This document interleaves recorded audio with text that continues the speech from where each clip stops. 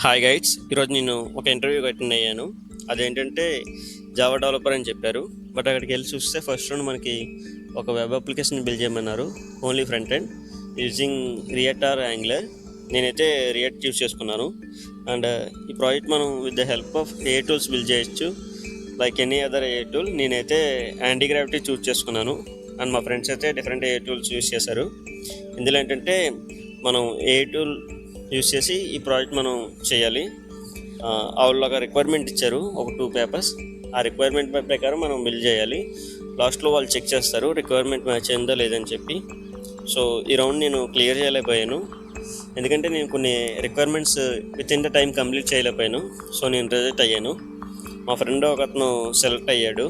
And మొన్న నేను వేరే ఇంటర్వ్యూకి వెళ్ళాను, అప్పుడు కూడా ఎలాంటి రౌండే పెట్టారు. సో మనం better to know about the trending A tools, ఎందుకంటే మనకి ఈ మధ్యన ఇవి ఇలాంటి టైప్స్ కండక్ట్ చేస్తున్నారు.